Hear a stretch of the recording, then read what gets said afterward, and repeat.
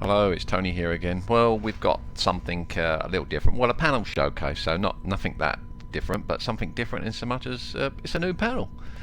And it's something I've been working on for a while, something I've shown a few pictures of and did a few posts about, something that I know a few people have been interested in, and it's my Diamond DA62 twin panel.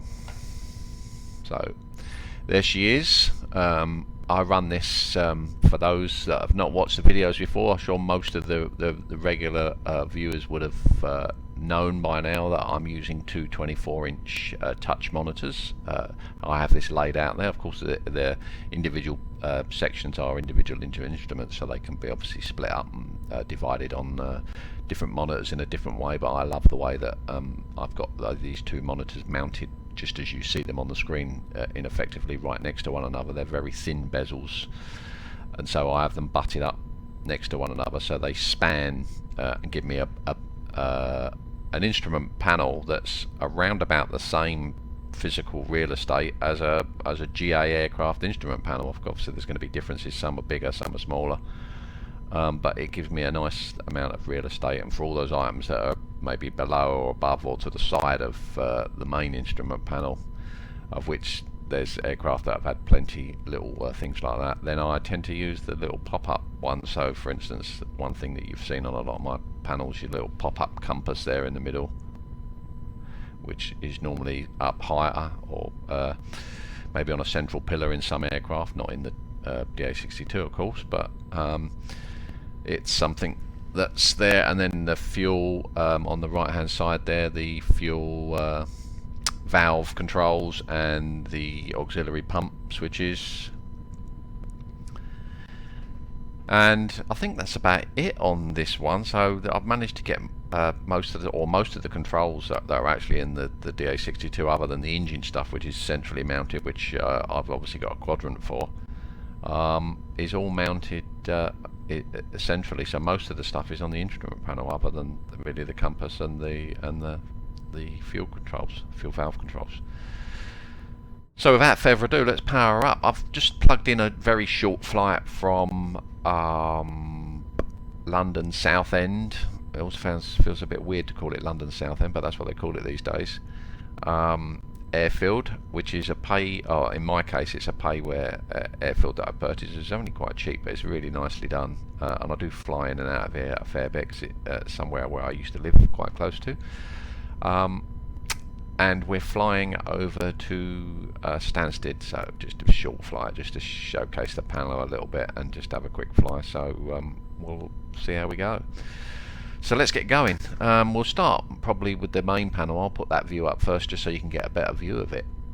So the left hand side panel consists of obviously the primary flight display and the audio panel for the G1000 system, and then next to that is the standby instrument, the Mid-Continent MD302, a couple of dimmers above that, one half of the external light switches. I've split them between the two panels, so the landing and the taxi light are above that. And then coming along the bottom, we've got the gear unsafe switch. In Microsoft Flight Sim that doesn't really do too much. In fact, I should have said that at the beginning, but it's probably fairly obvious. You can see from the name tags that that is Microsoft Flight Sim that we're looking at. But this panel, just to say on that point, that also works with the Aerobask Xplane 11 DA62, which is very nice indeed. So there are a few differences between the two panels. The Aerobask one tends to have more things modelled than the Microsoft Flight Sim one, but it's catching up thanks to the excellent DA62 improvement mod, which adds a lot of the features that are missing on the default DA62. But there are still a few things that are in the Aerobask Xplane 11 DA62, and the gear unsafe is one of them, as is the alternate air, which is on the right hand side panel. I think, just actually looking at it, that's maybe the oxygen as well, and possibly the alternate static, but I think that's about it. I think everything else is fully functional, and they're there because I'm hoping at some point they'll get added. So the instrument is all ready to go. All I would need to do is just add in the relevant Microsoft Flight Sim event or SimVar or whatever is used to control that particular function. So ready to go, and accept those features if and when they become available.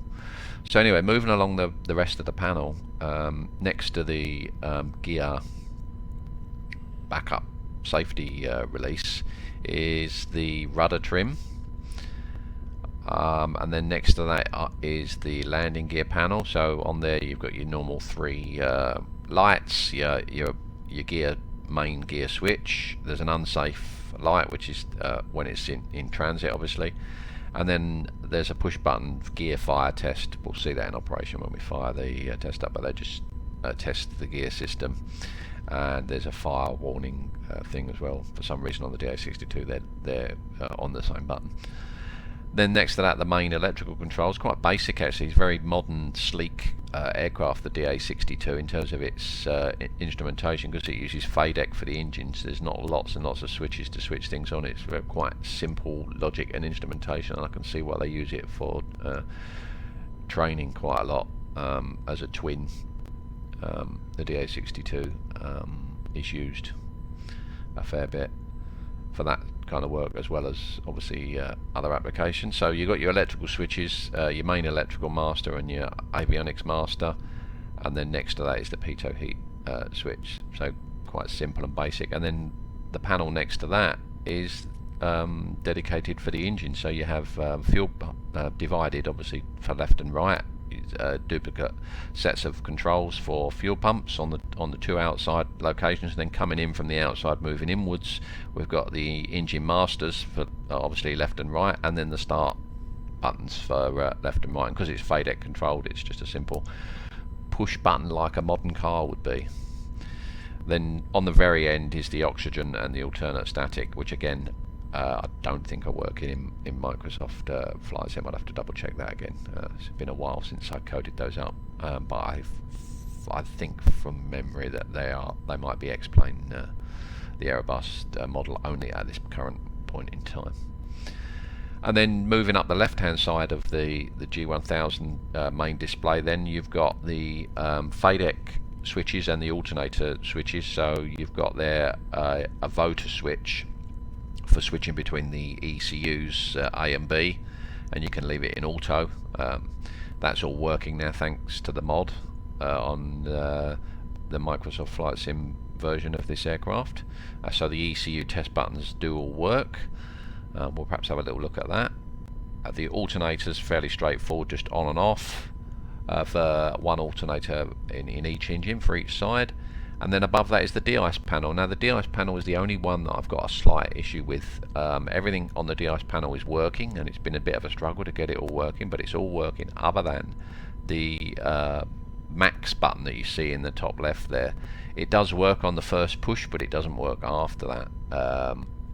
There is I've had to delve into the code in the sim, and there's a bit of an issue in the way that it's coded for external control via SimConnect.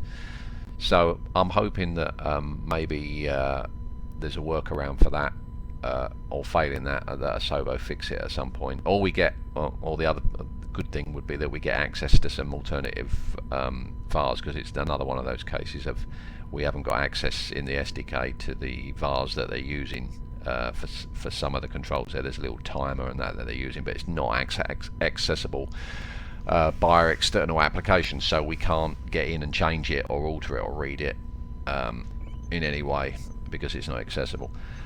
If it was, it would be an easy fix. I could fix it within the Air Manager panel. So one of those things needs to happen. Either we can fix it in the mod, or we can fix it in Air Manager if they update the SDK access to some of those other VARs, or Asobo can fix it in the default aeroplane as well. So one of those things happens, and we should be able to get that working. So I'm hopeful that at some point we'll be able to get that working. But it does work on the first push. Unfortunately, after that you have to operate it in the actual virtual cockpit, which is a real obviously downside. Then on the right hand side panel, let's switch over to that one. We have again the G1000 display, the MFD. How the other half of our two external light switches at the top there, the position and the strobe switches. Then below the G1000 display we have the flaps panel, so that encompasses the flap switch and the flap indicators with a nice little graphic there. You'll see, actually if I do get an opportunity to change the time of day a little bit, you'll see that all these white bits of text and stuff on this panel are all backlit, and you can control them via the dimmers on the other panel. That's those two little dimmers that are above the standby instrument.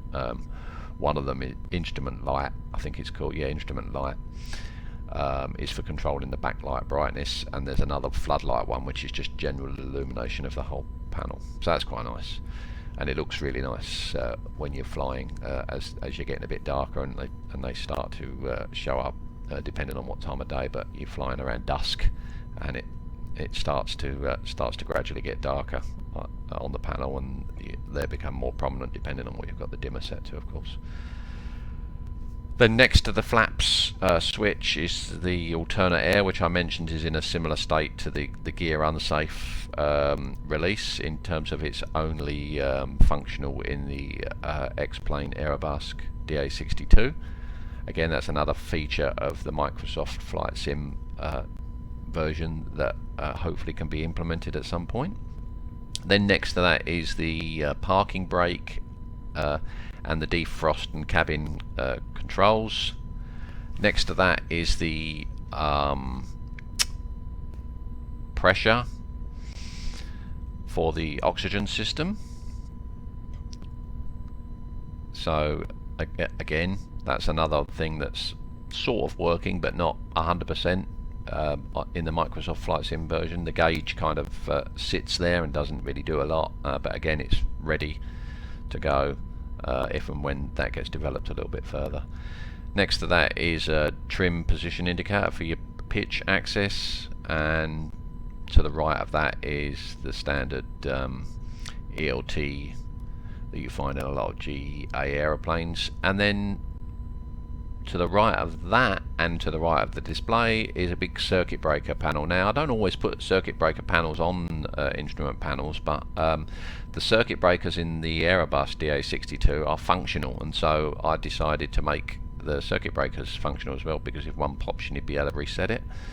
All backlit, so it all lights up all this text at night, so it's nice and easy to see. So they're there. Unfortunately, the circuit breakers do not operate in the Microsoft Flight Sim version, but that's obviously where they are on the panel, and there's nothing else going there, so they're still there. And then over on the far right hand side, there's a collection of overhead controls that you would find to control the overhead stuff in the DA62. So they're scattered around in the aircraft, these switches. For the passenger cabin lights, some overhead switches for those. There's a main cabin dimmer up there as well, and an auxiliary power switch. And most of that is working. I'm not sure the auxiliary power switch works in the Microsoft Flight Sim version, but I think the lights certainly do, yeah. And various other the dimmer and whatnot functions. And then the pop-up that I showed at the very beginning. The fuel controls, the fuel selectors, effectively, they look a bit different. They almost look like throttles there. I was going to almost call them that, but they're through fuel selectors. And while we're here, because we're getting ready to start the flight, we'll turn those fuel selectors on. So you can select them to cross feed, which is in this position. Put that one there, or fully on. Put them fully on, and then you can put these little locks in place so that basically no matter how much you touch it, I'm touching the control there to move it down, it won't go any lower than that position, so you can't inadvertently turn your fuel off. So it's a little safety feature there where you put the little gate in place there. And then the auxiliary switches, which are there for if you want to transfer fuel between the auxiliary tanks and the main tanks. So we'll turn that off for the moment. So let's get started. Let's power the aircraft up. I'm not going to follow any proper checklist here. Let's get the full view up. So we will get our engines up and running. We'll put our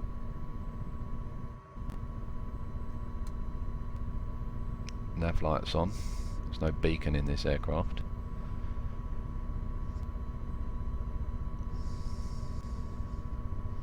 I was going to wait for that PFD to align, but it does take a while.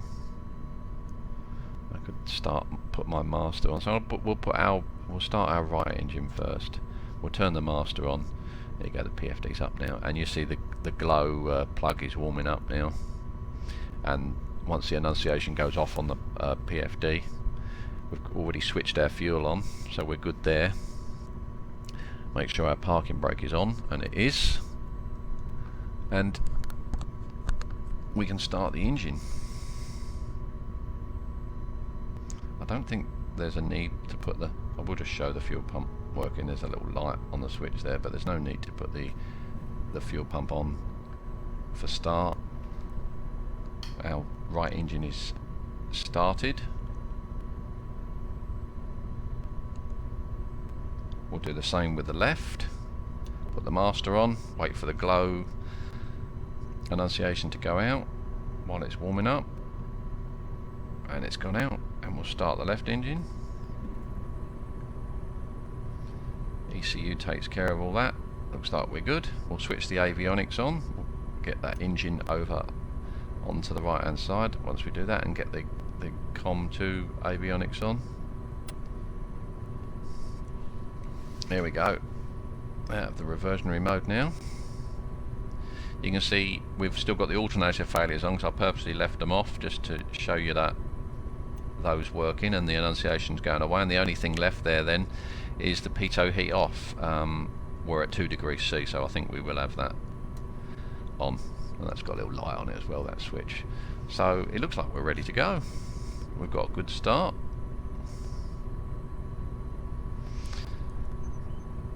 Well, put those cabin and defrost controls just over halfway maybe. We'll put some flaps in. 1 notch. Could wait till a little bit later for that, but we'll put it in now because I'll probably forget while I'm talking. And we'll release the parking brake. Oh, one thing just before, I will just put the parking brake back on again. I'll just show you these engine ECU test functions.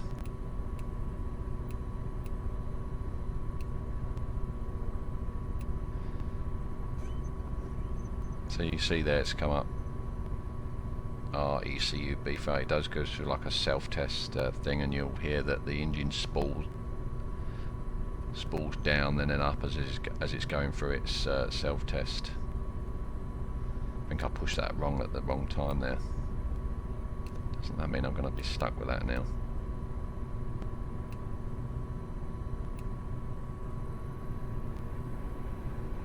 There we go, we're doing the left one properly. Left ECU B foul. Keeping my finger on the button now all the time. You can see what's actually happening to the engine there as it's spooling up and down, looking at the EIS strip at the top there. And there you go, it goes out.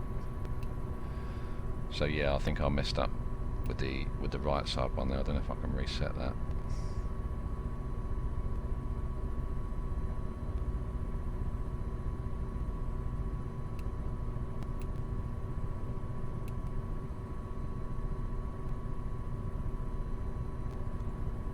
Just trying. I know some of these they do take a little bit of time to actually.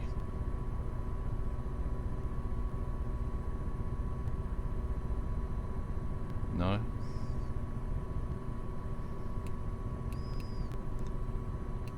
Trying the ECUA position. It does work. I think I've just done that wrong there now.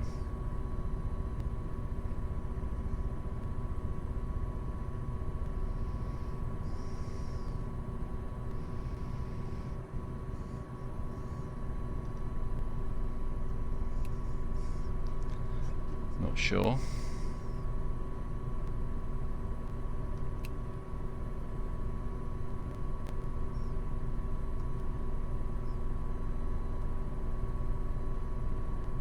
I wonder if a power cycle will resolve it.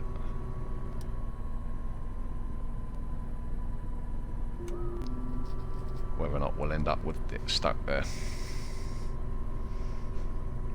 No, it looks like it's still there.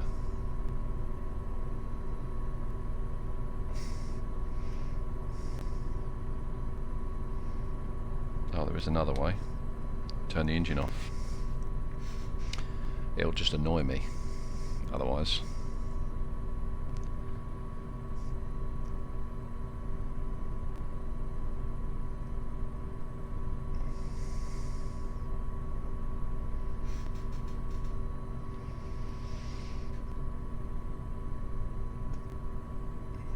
Right, let's try again.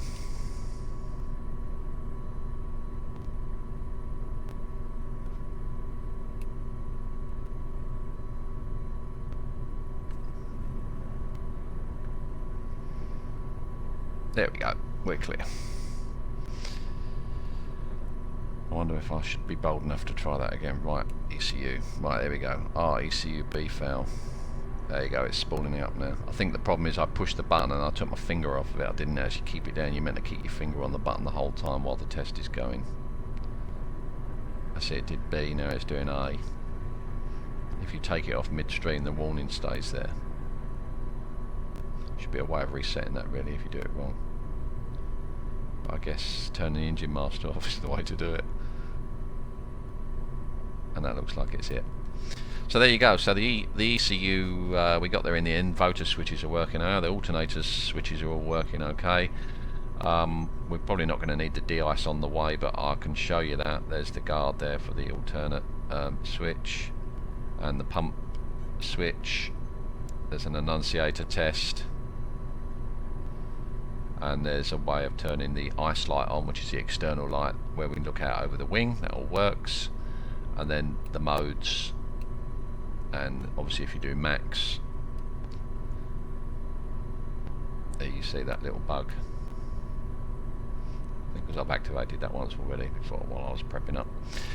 Okay, so there we go. That is the main controls of the panel. Let's have a little fly with it and see what you think. But as we go, you'll see that I've got everything I need now for this aircraft. We'll take the parking brake off. I've no need. All I've literally got is my flight controls and my throttle quadrant, and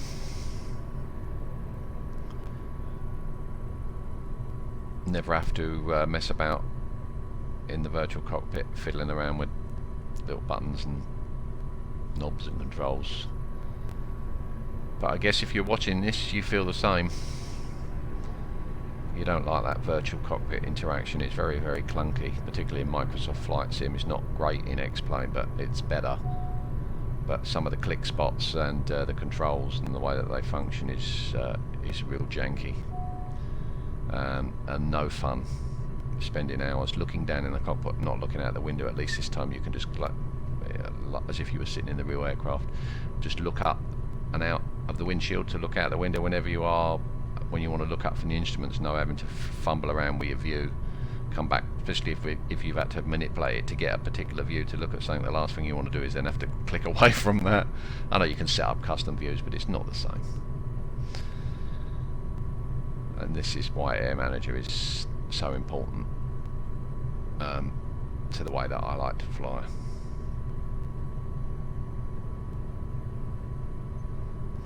We're not following any procedures here. We assume we've got clearance. Being a bit naughty here for the purposes of the video, but what the hell.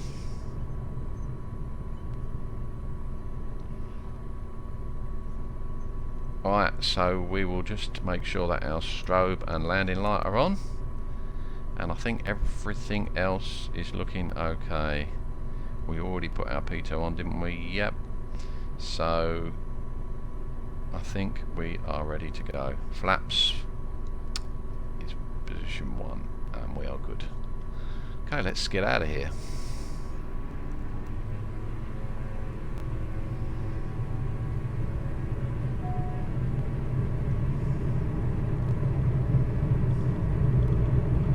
Should have set my autopilot up, shouldn't I, beforehand, but never mind. We can do that on the fly. That's the nice easy controls of the panel.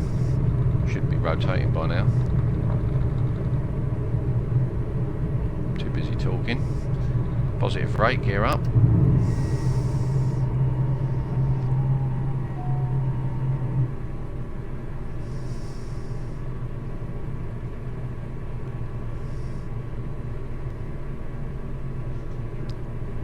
Flaps up.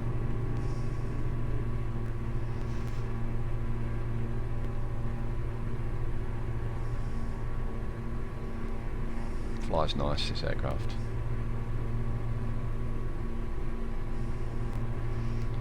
Very overcast day here today. We've got live weather on. I say here, there.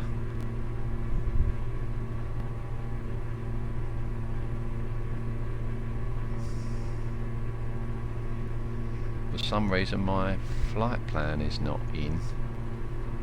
That happens sometimes. You don't always get the magenta line straight away.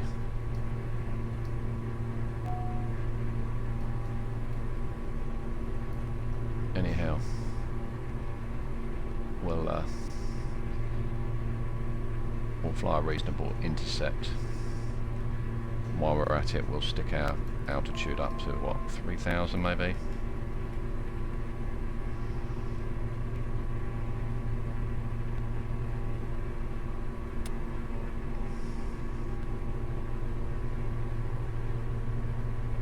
Heading is good. Engaging autopilot. And the autopilot is on. That's how easy it is to set the autopilot. I do that with the Caravan and the Kodiak as well. I've got a GMC 710, the autopilot panel, which is essentially the same controls as you see there on the side of the G1000 there, but there's a few extra ones, knobs for dedicated things and whatnot. And it's so nice to fly with. The fact you've got the controls right there, you don't have to mess about. I see people with videos there, they're messing about in the virtual cockpit trying to dial the right altitude in with a mouse on the... oh yeah, I couldn't be doing with that. But each to their own, and this is why I spend so much time getting the air manager panels the way I want them, so that they function when I go flying, and I don't have to worry about the controls because they're all there right in front of me. It makes the flying so much more enjoyable. Just come back on the power a little bit now that we've leveled off.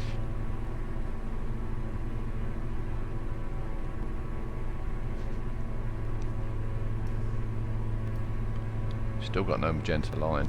That's not going to plan.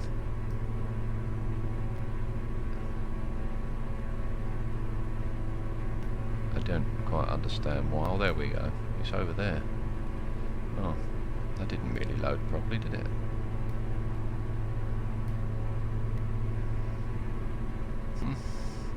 Okay. Let's swing around.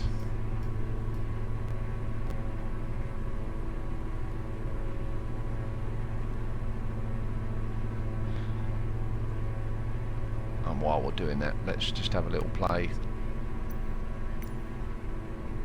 So this is a bit not realistic, but as the time comes back gradually, normally in the sim, what will happen? I'm going the opposite way. I'm going towards day. It would progressively get darker. But I'm in the release version of Air Manager, so 4.02 at the moment, and not all of the lighting functions work. They work fine with the beta 4.1, so I'm waiting for the release of 4.1 really. Not just for this panel, but for a few others as well, where I need some of the functions that are in the beta that are not in the 4.02 version. I've just been a bit lazy in not converting my panels over, because I know that as soon as it gets released I'll have to convert them back again. So I've been kind of thinking it's been imminently going to be released for a while now, and I've been kind of hanging off, basing on the fact that it was imminent, and that imminent has dragged out to be a little bit longer than that. So anyway, I'm making do.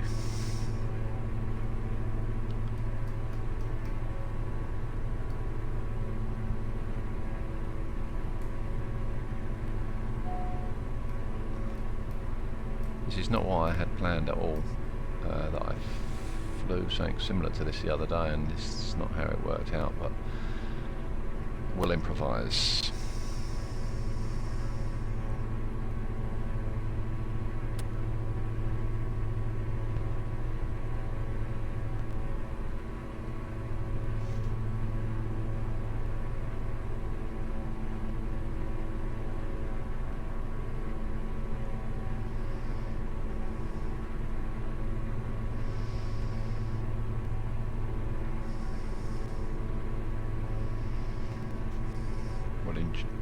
Enjoy the view outside for the moment.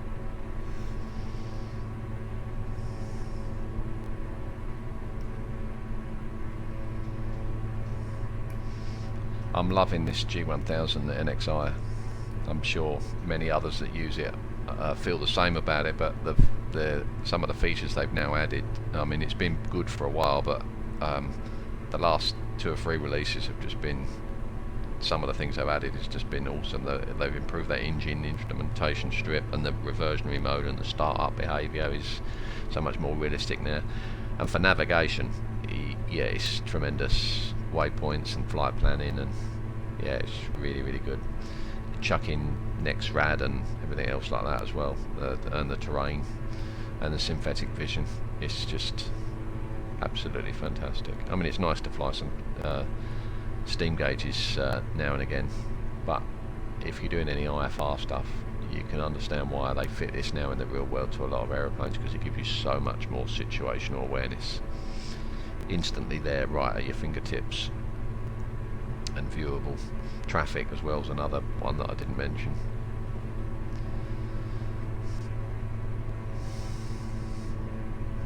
There you go, there's a view of the MFD. Of course, you can declutter the map. You see there's quite a lot of detail on there now, with the 3 levels of declutter. Tidies it up quite nice.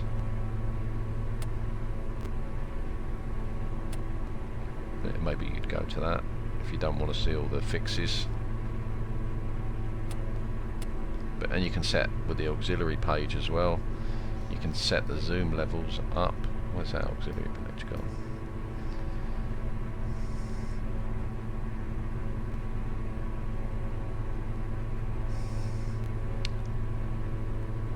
Oh, maybe it's not in there. Maybe it's in one of the other menus. I remember seeing it. But you can see some of those functions that are not in blue there that could possibly be changed at some point in the future, where they might add some more features. Transition altitude, can't change that at the moment, but I'm sure that would normally be selectable. So yeah, that'd be great once it becomes the default G1000 in the sim and not a mod anymore, which tells me that it will be almost feature complete. Right, let's swing round here a little bit, get onto this.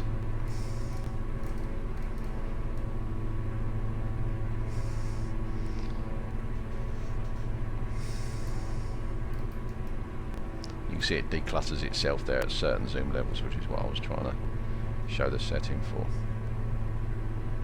Really nice. And I like that you get the heading line up as well when you're in that only works if you're in heading up mode, so I'm in heading up mode. I prefer actually to fly heading up mode. I know some people say they like north up all the time, but I like the heading up. I like to be able to see where I'm flying to, rather than just see my aircraft turning and sort of coming to me. I suppose it's a bit like trying to control a radio controlled car or aeroplane when it's flying towards you and the controls are in the opposite sense. It's kind of, yeah, it's more intuitive to me to have it facing the way that I'm flying.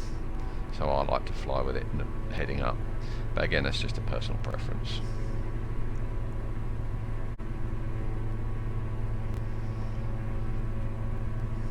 So we've kind of passed now. When I flew this the other day, I came in from up towards that BKY waypoint, but I was coming from that same direction, so I must have come on a slightly different track. Really is IMC here at the moment, isn't it? Let's just put that view back on. Yeah, a little bit of blue there, but not much. So I think I'm just trying to improvise here, trying to keep this video a little bit shorter. What we'll do, oh, I'm not on the heading there. We'll swing out, heading round here a little bit. See if we can get onto this. And at the same time, I think we will descend 1,000 feet. Whoops.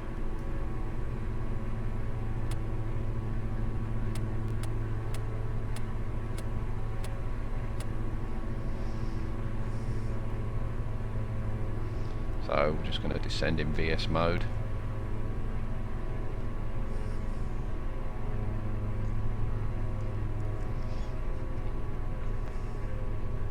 Shame the weather wasn't a little nicer. I do like to fly on real weather, but sometimes it can be as in the real world, I guess, spoil the view. Didn't switch that landing off either. I wouldn't have my checklist with me. Although we're coming into land now, so we probably could do with having it back on again.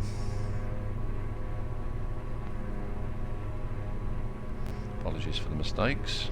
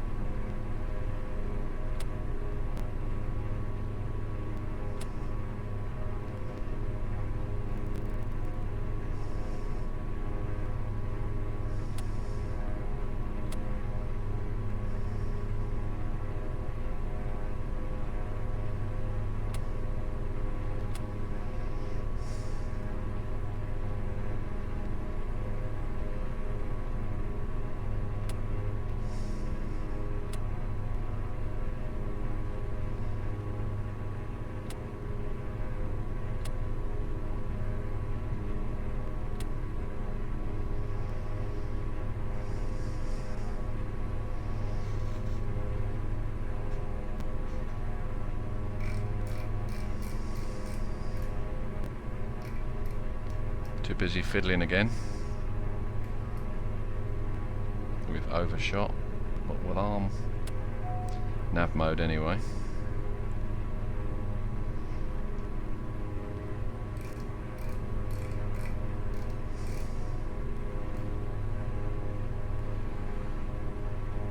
And then we'll swing round.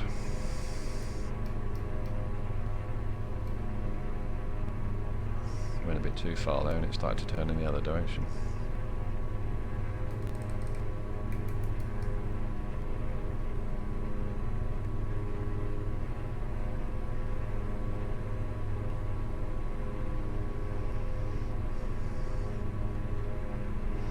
Would have been nicer if it had loaded the flight plan that I asked for. Maybe that was my finger trouble in my haste. That should get us on there, and hopefully the nav will capture.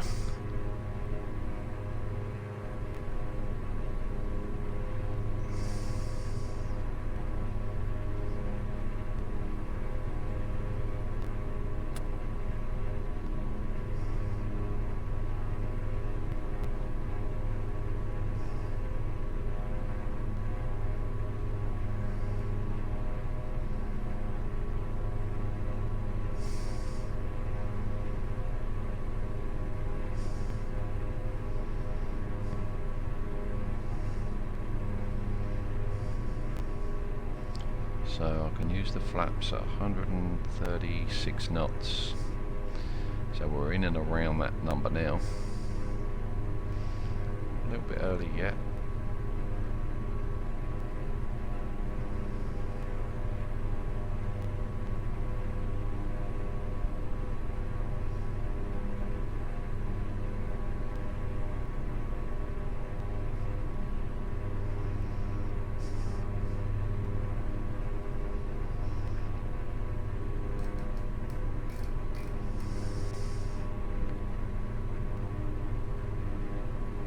Thought that was going to capture, but it didn't.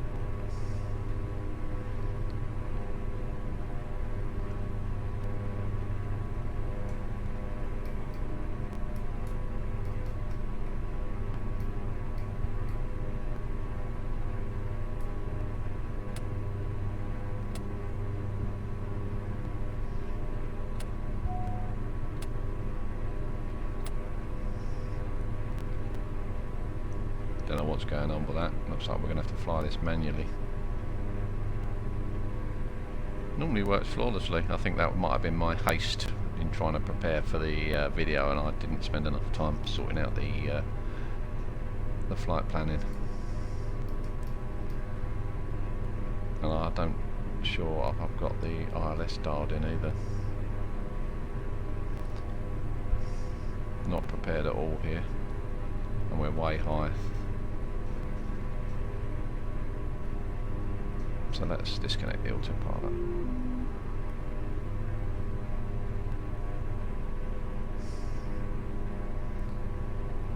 And we'll do a bit of a downwind and land. Not got my right controls here either, so flying with a joystick at the moment. Only got the yoke on. I suppose that's realistic for the DA62. It is a central stick after all, but it's not central for me at the moment, while I'm trying to record video as well at the same time. I have to improvise with not the main sim setup.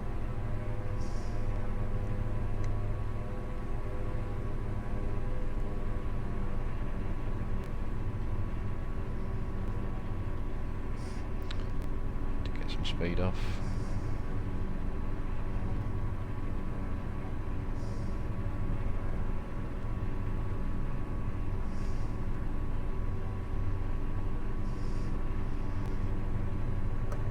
Stage of flaps.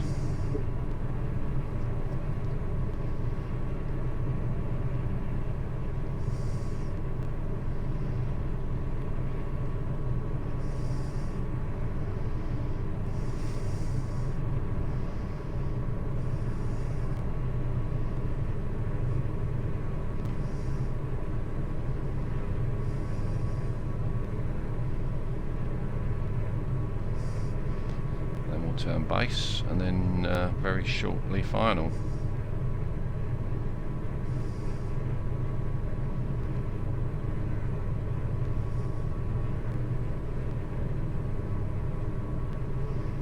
Straight round onto final. Probably going to overshoot as well a little bit. Didn't go wide enough.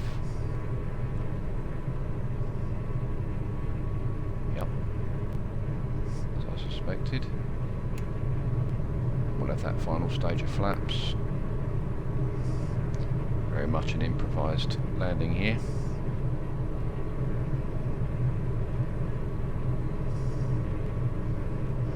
And the gear. Very late. Or you keep jumping in fixed gear, then retractable. It's so easy to forget.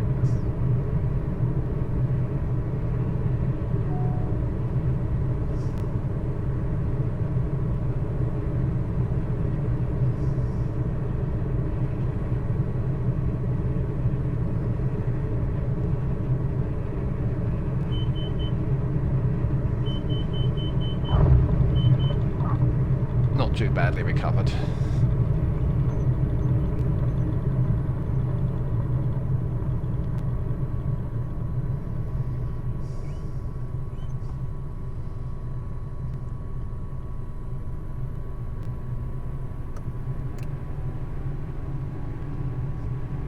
Clean the aircraft up.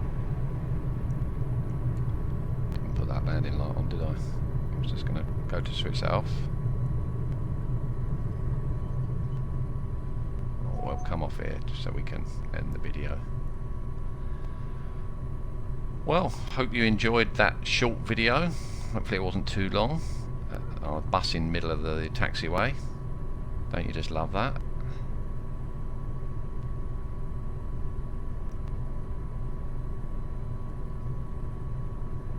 That was just a very short mess about flight really, just to show off the DA62 panel.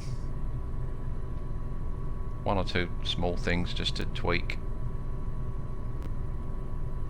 and I'm really waiting for the Air Manager 4.1 release so that I don't have to keep swapping between different versions of Air Manager to test functions out. It's mainly on the lighting side, but there's a couple of other little bits that I need the 4.1 functionality for. There we go. Where should we park up? In front of this building.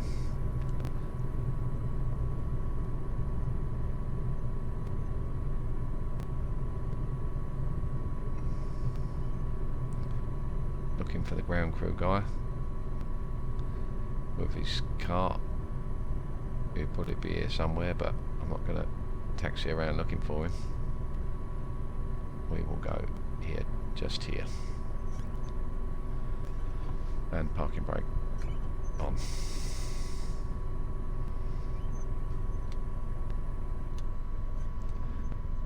Such an easy shutdown too.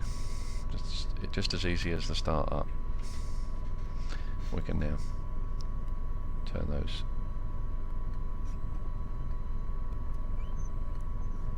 fuel valves off.